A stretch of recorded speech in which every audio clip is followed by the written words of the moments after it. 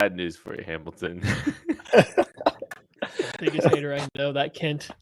Yeah. I mean, Yankees have a lot of haters, man. Just say. I know. Woke up at 5 a.m. hating on. You're gonna be in that club.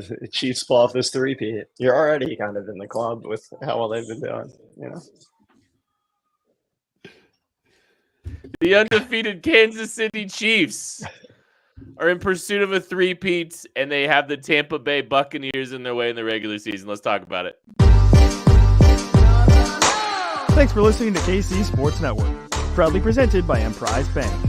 If you're thinking about starting a business or know someone who is, check out Emprise Bank's SBA loans. It's always good to know your options, and they can be your partner in possible. Welcome into a live edition of the KC Laboratory presented by Emprise Bank, member FDIC, our incredible partners in our incredible partners in let me host. Let me do it. You're removed KC from Sports the situation. Network.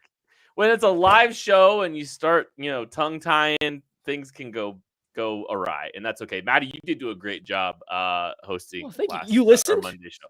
I did. I got back and I listened to you and Craig for about half an hour because I was very behind on all the happenings of the day, and it was a big day of happenings with Joshua Uche.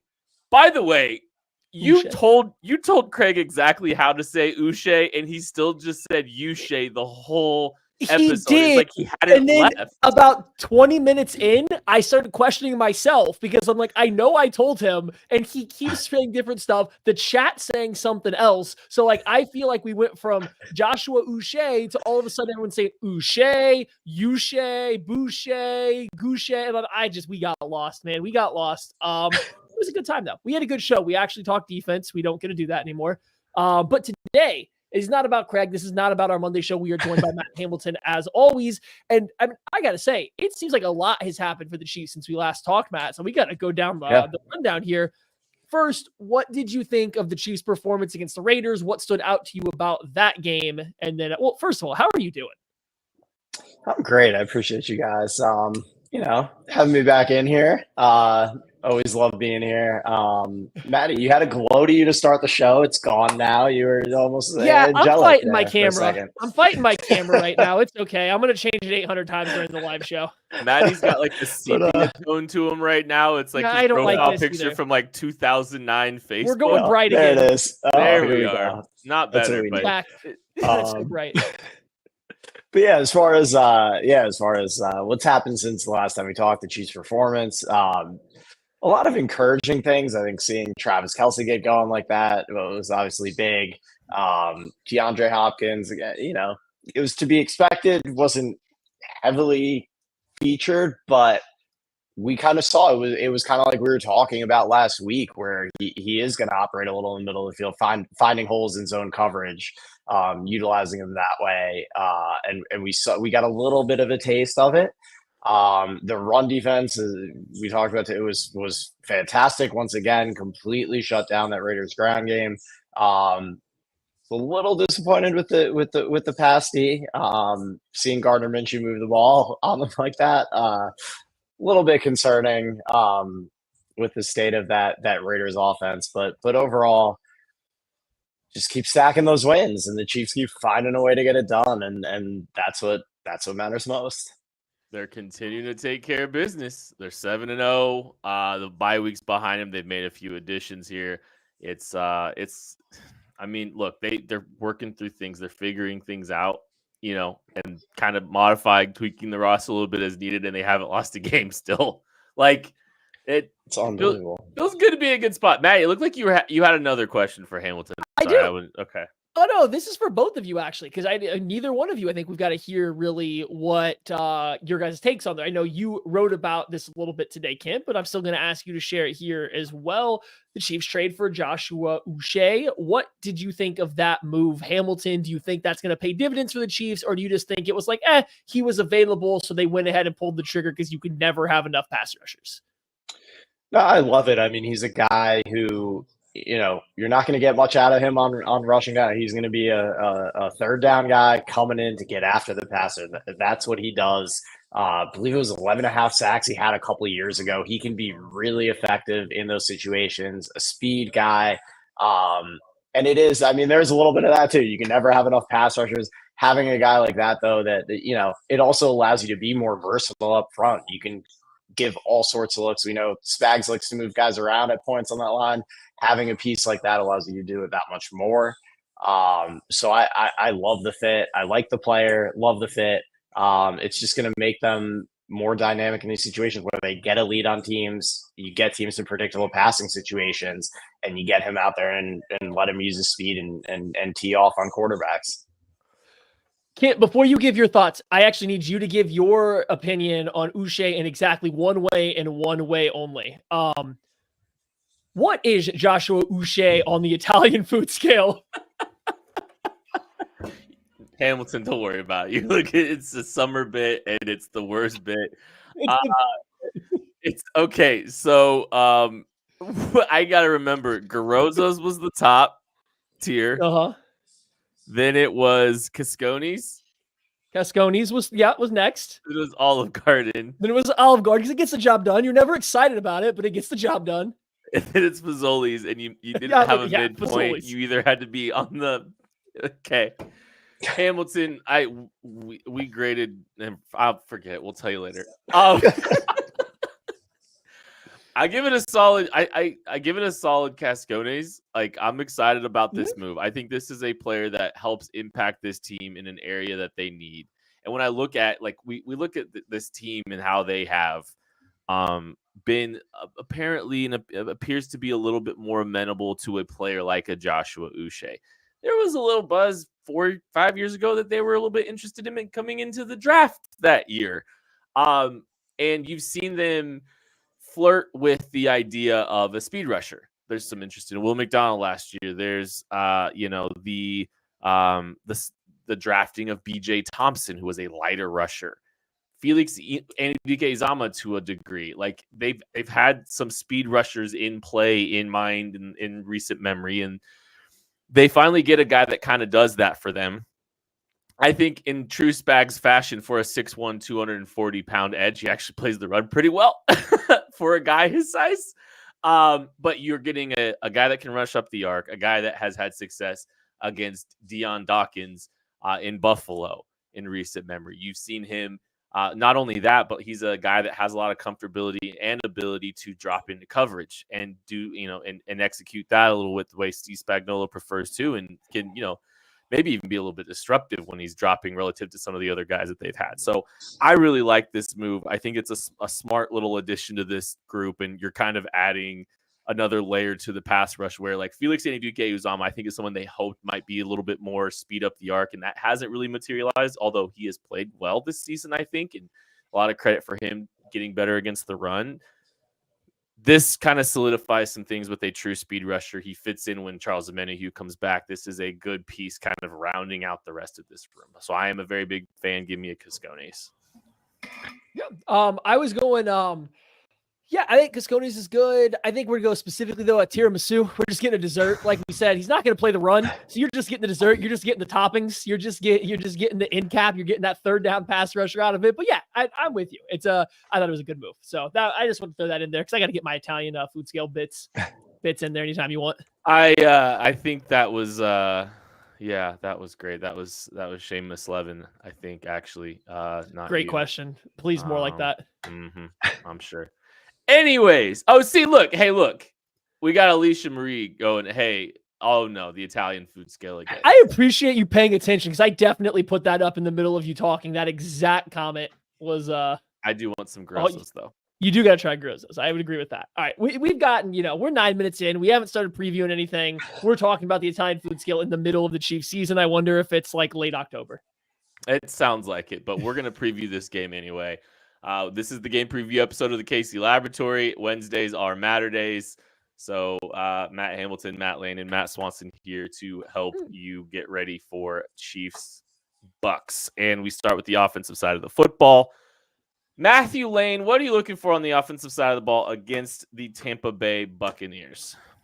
Listen, let's dive right into this, right? Let's see what DeAndre Hopkins has in his second game with the Kansas City Chiefs. He had 14 routes in this in his first game, and a couple of them were just like little stop routes, just open in space, just sit there and wait for the ball. The ball goes to somewhere else, and not even real routes. But on the routes that were real, there's like 9 of them. And hey, he was open on over half of them. He created some space. He found some spots in zone. He looked good. He looked a little bit more spry than I thought he had for the Titans this year. He looked a little bit closer to what he did last year. Now, how much of that is a small sample size based on being excited for a new team, and how much of that is actually sustainable because he's excited that he's on a new team that might not only win 1 or 2 games all season. So we'll have to see how that plays out. But I thought the early look at him was very good. And I think you saw, and even I think Patrick Mahomes said it after the game, hey, yeah, there were plays where DeAndre Hopkins got open and I need to do a better job going to look for him. I need to do a better job trying to find him. And I think when you look at where Hopkins is winning and how he was doing it, it's areas of the field that the Chiefs haven't really had receivers that are getting open traditionally. Some of them been on the backside of some routes. Sometimes they're, you're looking for Travis Kelce when you have another receiver across the field that's getting open at the same time that you're not typically looking at when Andy Reid's calling you up, some kind of flood concept to the other way, to the 3-by-1 side. So there might be a little bit more volume coming Hopkins' way this week, just listening to guys talk. And this is probably a pretty good matchup for it, looking at this Buccaneers secondary right now, Hamilton. Yeah, and that's the thing. You hit it on the head. If this Chiefs passing game is going to get going, this Bucs secondary is a phenomenal opportunity. They haven't been a good secondary all year. They're getting even more banged up. 29th against the pass right now. Jamel Dean on IR. It's a disaster there. We saw Cousins on Thursday Night Football a couple weeks ago throw for 500 yards against them. Huge opportunity here for KC to get this thing going. We still, with all the injuries, with everything else, we still haven't seen this passing game really fully hit its stride. Again, it was encouraging to see Travis Kelce get going a little bit. We're still looking for, I still feel like we're going to see a big game out of Worthy here at some point, and I really wouldn't be surprised if it does happen on Monday Night Football. Yeah, the Worthy part of it, right? We didn't really see the Chiefs try to challenge down the field this week, and we've seen some recent games where they've tried to push the ball and give him a chance, and things have, they haven't been able to quite connect yet. But this is a opportunity against a not very good defense to try to open some things up. The one thing that the Tampa Bay Buccaneers have been pretty good at is eliminating explosive plays on defense, though. That is one of the few things that they've actually been, kind of capable of doing. So if their Chiefs are able to kind of bust things open here in this game, it could be because of something happening with an Xavier Worthy over the top. And I do think, I said it probably last week, probably during the post-game show. I'm not quite sure. It's kind of been a crazy week, but I don't know. I just feel like the Xavier Worthy eventually becomes the benefactor of DeAndre Hopkins being here. And it may not be the full manifestation of it right now, but I think that's a guy that benefits from DeAndre Hopkins being here. It's not just losing target. Yeah, he might lose a target here or there, but Xavier Worthy still got targeted heavily in this game. But I think it kind of helps take a little bit of pressure off him to go out and execute and get some of the opportunities and the targets in the areas of the field that he's hoping, to make an impact. And I want to see this team try to continue to push the ball down the field. I want to see them, try to be aggressive, push the ball a little bit more. They're doing some really good things offensively. It's a little bit boring relative, I guess, to what we've seen. I don't think winning's boring, but I think how they win sometimes, isn't as flashy as it used to be. But there is another gear, and I think the gear is the vertical passing game. So I'm hoping this is a week that we get to see Xavier Worthy get down the field and make some plays. Well, I think it's a good week for both of these guys too, because if I'm looking here and the Bucs have run 42% of their coverage has been cover 3, and then another, 10% on top of that's cover 1. So we're looking at a lot of single high coverage from the Bucs. Now, will they do that against this Chiefs team? I don't know. If I'm looking at the Chiefs historically, the name says, no, you don't want to play single high versus Patrick Mahomes and the Kansas City Chiefs, but their success versus that type of coverage for the past 2 years, especially if you don't align in a static single high look, right? You rotate to it post snap. They've not been absolutely dominant versus it. It hasn't been like we're going to play you off the field like it was during the Tyreek Hill years or even 2022. So you kind of, maybe you can get by with that. And now that's the case. If you get a lot of single high, what kind of stuff can they scheme up for Xavier Worthy running into space, getting into a foot race with some of these cornerbacks, you know, a Tyrek Thunderberg, Josh Hayes, like these are names that are guys that are playing cornerback for the Bucs right now, right? Like those, can you get the one-on-ones there? When we get DeAndre Hopkins matched up against not Zion McCollum, and even still, he's still a young developing corner. Like he's playing great this year, but like you're going to tell me I'm getting a one-on-one with somebody like Hopkins versus that guy. Like I feel good about these kind of matchups they can get. So if the Bucs aren't going to mix it up, if they're going to stick true to what they've done this year, this seems like the kind of coverage matchup that the Chiefs could really take advantage of, get the matchups that they want. And even when you look over the middle of the field, yes, Antoine Winfield is very good and they still have quality safety play, but it's not like Levante David is what he once was. There's still openings over the middle of the field as well. So it just feels like a game overall where all the Chiefs pass catchers should have an opportunity to have a big game. Now, we've said that how many times this year, and it really hasn't come true. So what is this finally going to be like the dam breaking? They've looked a little better, or is it going to be more of the same that just leaves us a little frustrated come, I guess, Tuesday morning this time? Yeah, and Levante David is banged up on top of it. So that's going to be something to monitor, you know, beyond just him losing a little bit. He's dealing with injuries, and this run defense has kind of plummeted. They were for years kind of the gold standard. Like you don't run on the Bucs. Vita Vea, baby. With Vita Vea, and and Vita's still there, but they're getting run on this year. I think they're the third least efficient run defense in the entire NFL right now, which is, you know, it's kind of shocking because something we're not used to, and that's the one area where, you know, the Chiefs did struggle a little bit offensively against the Raiders. They didn't really get a whole lot going on the ground with Kareem Hunt. So I'm interested to see if they can get some bounce back there, because that had been the most consistent area of the offense up until last Sunday. Well, and like you look at the running game, and like the Chiefs have, you know, they've turned around and handed the football a lot to Kareem Hunt in the last 3 weeks. Like they are working that dude hard right now, and they don't really have a ton of great options behind them. You know, they haven't handed the ball off to Samaje Perine much. They give in Carson Steele, you know, a handful of carries here or there, but they're just, you know, they're gonna hand the ball off to Kareem a lot here over the, you know, while Isaiah Pacheco is not on this roster, not on the active roster. And I saw some really nice cut ups today of just like getting credit who I can't remember who it was, but just kind of showing like this team's just, I think it was Charles McDonald. Just the blocking's great. Kareem's getting what's there. He's not getting much more after that against the Raiders. And, you know, that extra yard or two that, you know, maybe he had, you know, enough juice or physicality there to kind of finish those plays with extra yardage. Maybe that's weighing in just a little bit as those carries have gone up. We're going to find out. Like, I think this is another game for us to see if that's the case. If it's, you know, those are some well-blocked inside runs and they're getting 3 yards, 4 yards here or there. But 5 or 6 yards was looking a little bit better earlier in the season too. So just, I don't know. I think it's worth monitoring to see how the run game trends over the next couple weeks as this team is kind of, you know, in the middle of this year. But I think the run blocking has been consistent. It's just we'll see what the backs are able to do with what they got.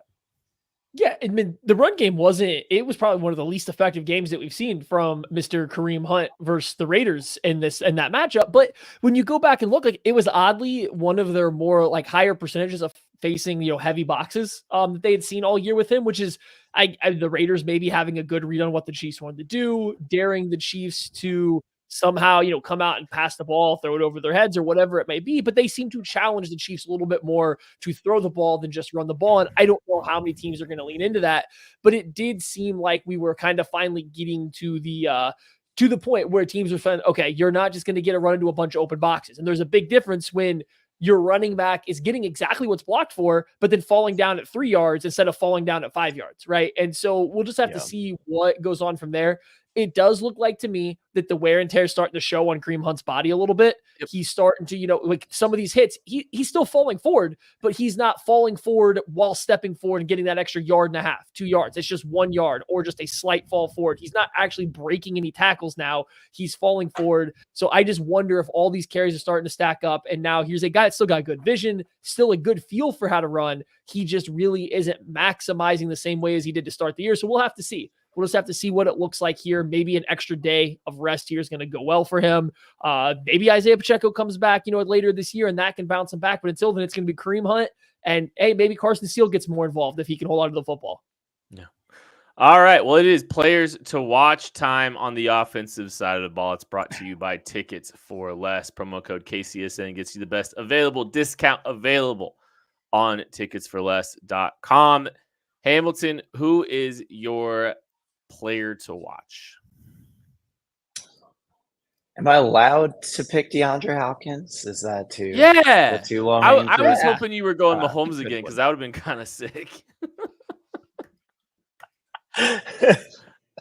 I mean, I know it's the easy choice, but I'm excited to see DeAndre with another week in this offense. I really liked what we saw from him last weekend, and Maddie, as you mentioned, he didn't run a ton of real routes, but I liked the way he looked on the ones that he did. I think too, like the touchdown to Kelsey, that was one where Holmes kind of forced it. I think he had Hopkins on the other side too. He got that linebacker moving over, and he could have easily hit DeAndre there for a touchdown. But yeah, I think we see DeAndre get in the end zone in this one, and I think we see him. Obviously we're going to see him more involved than he was last weekend, but I think there's a chance he has a really nice game here against this Bucs secondary as he gets more acclimated to this offense.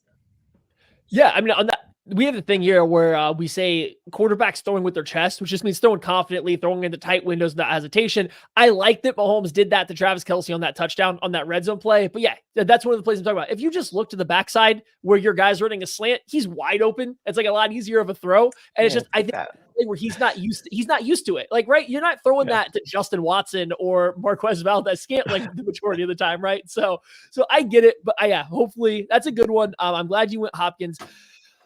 I'm going to limit myself to just one player as a good person on this podcast would do. I'm going to go with Wanye Morris at left tackle because the Bucs' best pass rusher so far this year has been Yaya Diaby. He moves around a little bit, but I assume they will hunt that matchup against Morris because that has been one of the Chiefs' biggest, weakest points so far this season. And we're kind of on the cusp of everybody starting to wonder if there should be another change at the left tackle spot. Do they keep running Morris out there? Do they go back to Kingsley? Like, what is their plan at that left tackle spot? So I think a bounce back game here for Morris would go a long way in saying, no, what we see with our eyes is that Patrick Mahomes looks more comfortable with Morris back there. Trust that, play that guy, even if there's going to be some rough games. Or on the flip side, if he has another really bad performance and it just continues to decline since he came in as the starter, now you finally have, I think, enough to push it over the edge. Getting beat up by Max Crosby, fine, whatever, we can move on. If let somebody else, Diaby's a good player, but if he comes out and completely controls the game,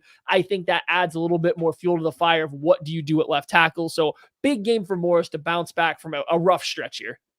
Yeah, I agree with basically all of that, which is why Wanye Morris is going to be my player to watch. I'll go with the interior just because not salty at all. I'll go with the entire interior offensive line then because I just want to continue to see this team work. They're going up against Vita Vea this week, so he's going to present some challenges against the run, and then Kalijah Kancey can present some problems against the pass as a quick win interior defensive disruptor. So I think there's some challenges. Like I think if you're looking at one of the ways that the Bucs can affect this game, it's Vita Vea against the run and it's Kalijah Kancey against the pass. So the Chiefs can slow those guys down, and that interior line continues to do the incredible work that they're doing. I think good things will happen for the Chiefs as they try to win this game on Monday Night Football. Do you guys know that there's only been one game at Arrowhead since September 15th? Can you believe that? That's wild, yes. Right? I think it's wild. This game on November 4th will be the first game, the second game since September 15th, which I think is insane. But there's going to be some lucky people doing the GEHA coin toss at that game. Calling all Chiefs fans. You could be on the field at the 50 inside GEHA field for the official coin toss at a Chiefs home game this season. Visit chiefs.com/GEHA now. You can enter to win a chance to be on the field for the March to the 3P. Plus, you can score other exclusive prizes. Enter for a chance to win at chiefs.com/GEHA. GEHA is the proud partner of the Kansas City Chiefs. I'll tell you what, GEHA has been really fun to work with. We actually got a chance to go out to the 15 and the Mahomes Foundation Gala with the fine folks at GEHA. There's Chiefs fans galore with GEHA. I got to hang out with Raj, who's been a Chiefs fan for over 20 years, and we got to share some time together. And it's really cool. There's a lot of Chiefs fans out at GEHA, and that's been pretty cool. So make sure you sign up, get an opportunity to be with that group. Chiefs.com/GEHA. We're going to take a break. We'll be back right after this. Shop Chiefs tickets and more with no fees. Plus, save big with code KCSN at ticketsforless.com, the official ticket provider of KC Sports Network. With big wireless providers, what you see is never what you get. Somewhere between the store and your first month's bill, the price you thought you were paying magically skyrockets. With Mint Mobile, you'll never have to worry about gotchas ever again. When Mint Mobile says $15 a month when you purchase a 3-month plan, they mean it. To get this new customer offer and your new 3-month premium wireless plan for just $15 a month, go to mintmobile.com/KCSNLab. That's mintmobile.com/KCSNLab. Cut your wireless bill to $15 a month at mintmobile.com/KCSNLab. $45 upfront payment required, equivalent to $15 a month. New customers on first 3-month plan only. Speed slower above 40 gigabytes on unlimited plan. Additional taxes, fees, and restrictions apply. See Mint Mobile for details. Defense time. And I always say, this is my favorite time. If I could just devote the whole show to defense, that's exactly what I would do. That's always been my thing. Maddie makes us talk about the offense some, but it's true. Let's move my bad on. for talking about Patrick Mahomes. Also my bad for involving Tucker. The D stands for behind the scenes Franklin, because he had a my guy to watch. Justin Watson, as he notes, revenge game for Justin Watson. He is ready to take this bad boy all the way up to the penthouse for this game. Oh, I forgot about the penthouse. Oh, gosh. Boy, one simply doesn't forget about that. One does when one is me. Hamilton, give me something you're looking at on the defensive side of the ball for the Chiefs in this game. Maybe unmute yourself. I don't know when that happened. Was that one of you guys? Maddie might have. Maddie is notorious for doing that, so he might have done that. All right, well, thank you, Micah. So what I'm looking at from the from the Chiefs' defensive perspective, I mean, first of all, this Buccaneers offense, losing Mike Evans and Chris Godwin, obviously huge deal for them. I thought they looked pretty good last week still, though, against the Falcons. Baker is playing some really good football right now. The biggest issue, the turnovers the last couple of weeks. He's forcing things. He's gotten a little bit loose with the football. I also don't know why they decided to throw the ball 50 times. They didn't necessarily have to. It wasn't like that game. They were down big for a huge chunk of that game. They were in it most of the way, and they just, as well as Baker's playing, you don't want him dropping back 50 times. There are a few quarterbacks you want to drop back 50 times. Baker's definitely not one of them. But this run game has some pieces to it. Bucky Irving has been a breakout star this year. Rashad White can still give you some things. We've seen Sean Tucker have some big games. I wonder if the Bucs try to get that run game going a little bit more this week, since they got away from it last week. Obviously, it's going to be a really tough test against the Chiefs defensive front, like we've talked about week after week. Also, we'll see with Najee Johnson, is he going to be back from that concussion? I haven't seen any updates there yet, but Josh Williams, is this his last time to get a chance to show what he can do? To see if he can shine, full week of preparation in there. We will see. But yeah, it's a tough time. This Bucs team right now with all these injuries, it's going to be tough to sustain again. Great, they did a great job last week of finding ways to manufacture things without those 2-star receivers. Kate Otten, obviously a huge game, but it's hard to sustain things when you're missing two guys of that caliber. No, absolutely. And I think for the Chiefs in this one, it starts with the run defense, like trying to slow down the Bucs run game. Because if you can force, I mean, as you were kind of saying, like Baker to be a drop back passer without these two wide receivers on the outside, force him to work with some younger guys, some guys that are newer to it, and then having it be a passing game from Baker Mayfield to Cade Otton, I think you feel pretty good about your chances to outscore that offense. They don't, not as a knock either of those guys. Baker's played some really good games this year. Cade Otton's had a really strong couple weeks in a row. But if you slow down this run game, if you keep them back to the lack of efficiency or something's more similar to what they did to start this year or last year, like you can definitely have success if you just force them to drop back and throw the ball. So it'll be a big test for this Chiefs run defense. Again, we say that week after week and they keep answering the call. So I don't know at this point in time anymore. It is a big test as much as as long as the Chiefs run defense shows up and does what it has done all year, which is essentially just play your assignments, do it really well, and wait for one of those linebackers or Chris Jones to completely blow up a play, because it's probably going to happen, especially if they put you into base personnel a lot.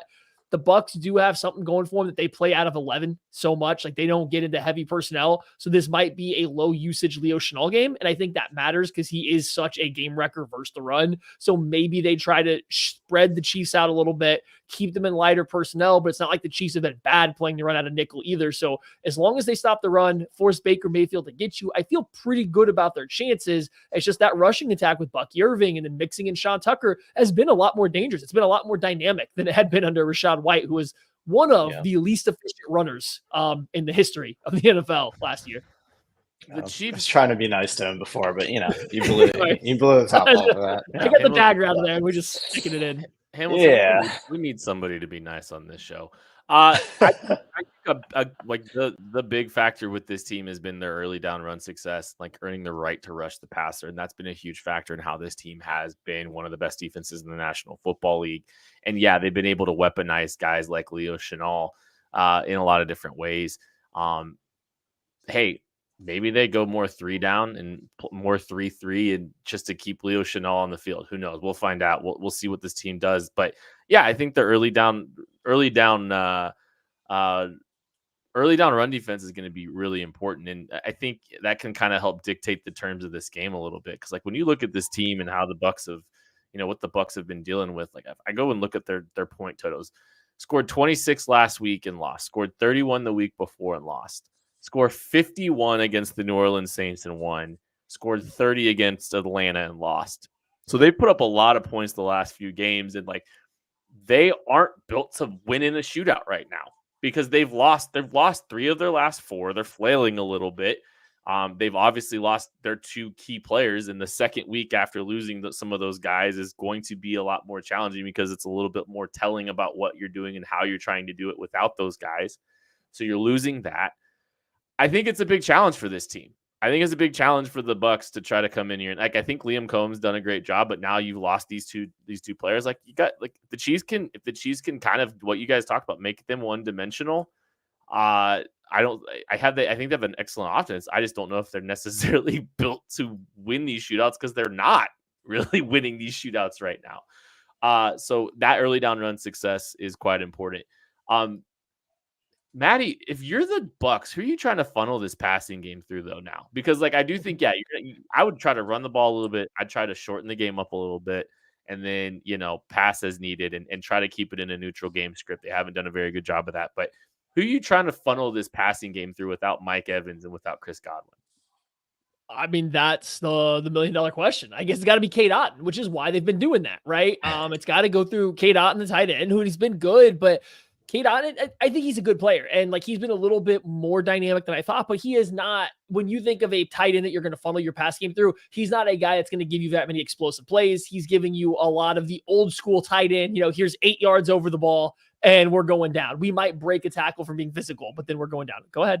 9 catches, 81 yards last week, so 9 yards per catch. Right. Like, but there's nobody else to funnel through. Maybe you get the running backs going, right? Like this is an offense that's going to have to, I don't want to say manufacture some passes, but they are going to have to throw to tight ends, to running backs. They don't have a reliable receiver, and you almost just say, okay, well, we live through the run game, throw into K-Dot and our backs out of the backfield, and maybe we hit some stuff over the top. They have some good deep threats into Raheem Jarrett, Jalen McMillan, Trey Palmer. These are guys that can all get vertical, just none of them are reliable or like have been particularly good at it in the NFL right now. So maybe you hope to hit an explosive or two to one of those guys, but I think the passing game has to be built through Otten, mostly trying to work the middle of the field, taking advantage of the Chiefs linebackers, some of their safety play and stuff like that. So I guess that's the big matchup to watch when Baker Mayfield is dropping back, Hamilton. Yeah, and I think the other player that he got a decent number of targets last week, we've seen him utilized a little bit here and there, even when Mike Evans and Chris Godwin were healthy. It is Sterling Shepard, the chemistry that he has with Baker. He's looked for him in key situations. I was a little surprised he wasn't a little bit more involved last week. They really spread the ball around a ton. Bucky Irving's a huge factor too. They got him 7 catches in that game against Atlanta. And we've seen what he can do out of the backfield. I think it really is manufacturing things, because you can't run this offense the way that Liam Cohen wants to run it with the personnel that's out there right now. well, and if you look at like, hey, manufacturing things and trying to figure some things out in the interim, they threw 10 balls to K-Dot, and they threw 7 balls to Bucky Irving and 6 to Rashad White. If you look at Rashad White, who's getting a homecoming, by the way. So good for Rashad White. He went to Circle High School here at KC. So he's a local kid getting to come back home. I think that would be cool for him. But I mean, the 3 of the top 4 leading receivers for the Bucs. You just said like week. what, 24 targets for like 120 yards or something like that. Like, right? Like, or maybe a little bit more, 140 yards. 160. I think. Okay. Yeah, 160 yards. That's decent. On 24 targets, 160 yards. You're talking 21 catches, 160 yards between those 3. And those were 3 of the top 4 receivers. Yeah. The only other one was Raheem Jarrett. It was the only receiver in the top 4 for the Bucs last week. So, like, yeah. I mean, it's 50. Yeah. And 50 catches, 300 or 50 pass attempts for 330 yards too. Like it was a short dink and dunk type game for this team. So how did it, and look, I think that's saving what the Chiefs grace make you do anyway. That's what the Chiefs make you do. And I will say, like, some of the struggles that this team has had have been against tight ends, and you got to be really consistent in the flat, and the Bucs are going to make you be really consistent in the flat if they're going to throw the ball out to those backs this much, right? So I think that's something worth paying attention to on the defensive side of the ball, is just, hey, they're gonna target those guys a little bit. Maddie, anything else on the defensive side of the ball for you? I mean, I think that the Bucs offensive line, the tackles have generally played pretty well. I think they're a little gettable on the interior. Like Cody Mock's coming along, but I still think he is gettable on the interior, especially when you get some guys like, I don't know, Chris Jones, who just have a freakish level of athleticism. He seems to struggle a little bit with the power, keeping his base amongst himself, trying to get through there. So, like, I do think there's a chance to get pressure on Baker. And while Baker is athletic and can escape, he has some escapability, he also has become a lot more of a pocket passer. He's a guy that likes to live within the pocket until he absolutely doesn't or can't anymore. So if you can stop the run game, you force Baker. If the Bucs are dropping back 50 times against the Chiefs, I think it's going to be a long day for this offensive line that I think has been pretty good this year, but there's still some pieces of them that you can get to, especially on the interior. So you want to force them to drop back a lot. You want to let this pass rush really start to tee off. I think George Karlaftis is coming on at the right time. Chris Jones has been great still, but it's been a while since he's had like a game that he's completely taken over. It feels like this might be one of those opportunities where he just finds a matchup he loves, whether it's on the interior or a tackle that he can come at. So we will see what that goes, but you stop the run game, you make Baker be a passer. I feel pretty good about the Chiefs pass rush in this matchup, the way things seem to be shaping up for them. Hamilton, anything else for you? I think we pretty much summed everything up with this one. It's I think the Chiefs defense has a clear advantage in this one with everything that's going on with Tampa. And again, Tampa, their strength, I think, without Mike Evans and Godwin, is clearly this run game. And I don't think the Bucs can really take advantage of it with the way the Chiefs are playing up front right now. Well, why don't you give us your defensive player to watch presented by Tickets for Less? How about that, Hamilton? I love it, and it's got to be Josh. I talked about him a little bit before. It's got to be Josh Williams for me, assuming he does get some more burn here, because I think it is, it's go time for him right now to show what he can do. Golden opportunity for him to do that, and I'm also wondering if it doesn't go super well if we see the Chiefs make another move before the deadline to bring in some more help at cornerback. So that's where my eyes are going to be glued, because I think it's a massive factor, not just for this game, but for how the Chiefs kind of navigate through those couple of days up until the trade deadline. I know it's a Monday night game. The trade deadline's on Tuesday, so it's going to be a quicker turnaround for them. It's kind of a little bit of a disadvantage maybe having that. But yeah, I don't think the Chiefs are totally done, and we'll see. Damn it. Sorry, World Series drama going on right now. But yeah. Distracted. Yeah, but no. But yeah, we'll see. We'll see how he plays and how much that factors into the Chiefs' decision making as they approach this deadline.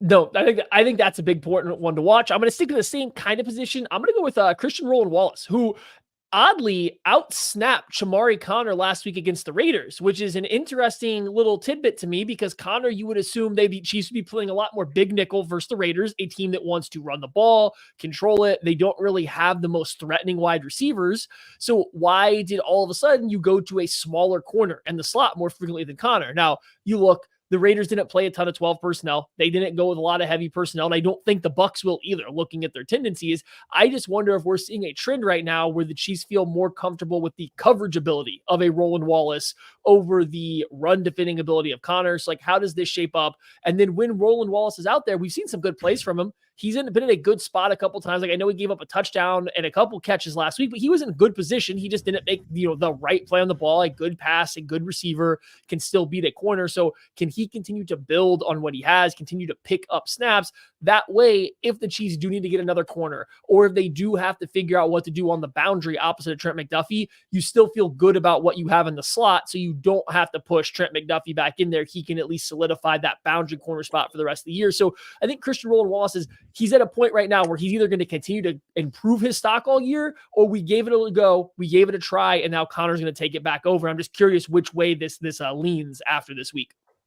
I'm going Joshua Uche. I don't care. No regrets. I'm really excited to watch this guy. It's the new shiny toy for the Kansas City Chiefs, and it's a guy that can add another element to this pass rush. And, I don't think the Chiefs are needing to make whole scale changes, with this defense, but like small modifications and tweaks. You're right. I could see them adding another cornerback to try to continue to solidify that room.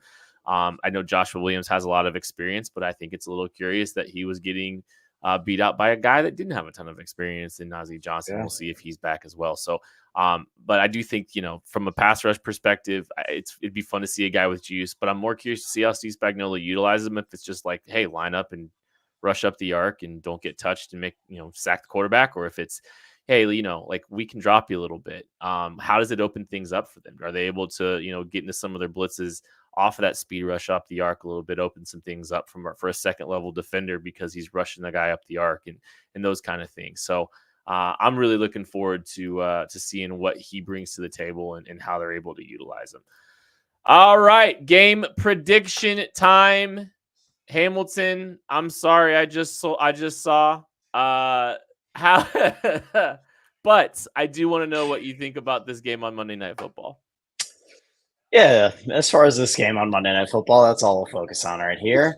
I do think it's, I expect it to be a little bit ugly still, but we see the Chiefs score some points. I think it's going to be 27-17 Chiefs. I think they keep the Bucs offense down. We see a few more things from this offense, and the Chiefs find a way to keep it rolling, get another win, stay undefeated. It really has been an unbelievable run so far this year with everything they've dealt with and the ways that they've gotten through these games and just found a way to win ugly week after week after week. I don't see any reason why it doesn't happen again. Oh, Maddie, me? Sorry. I was distracted by the Liberty Jacksonville State game going on, guys. Calm down, Guys. okay? Oh my Lord. 5 more minutes. Okay. I feel like I want to see the Chiefs win comfortably. They're the better team. They're more talented. I think better coach, so on and so forth.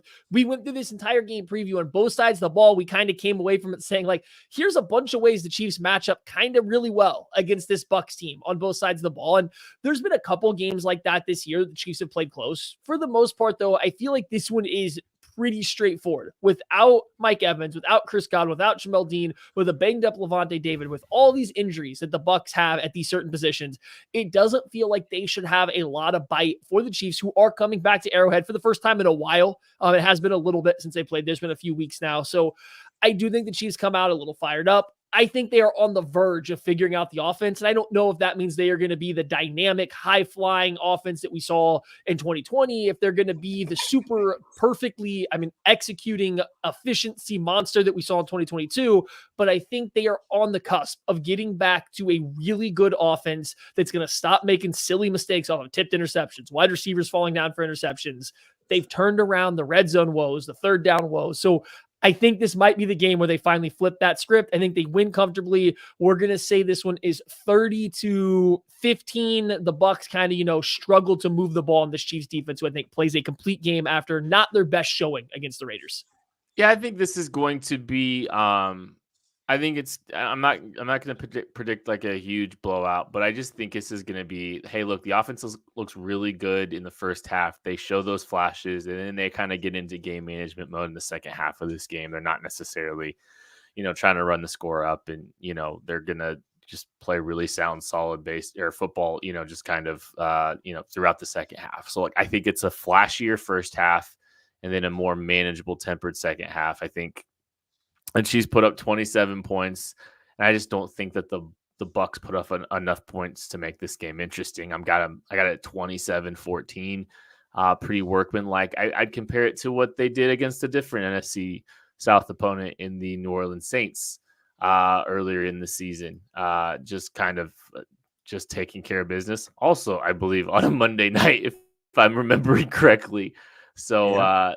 I think it's the same kind of vein, same kind of performance. You walk away feeling good. We're going to go turnover-free performance from Patrick Mahomes in this game, though. So that'll be one big thing going for this one. That is going to do it for this episode of the KC Laboratory. Thank you all so much for listening, so much for watching and supporting. We love you. We appreciate you. We'll catch you later. Dun, dun, dun, dun. Dun, dun, dun, dun, dun, dun. The Dodgers.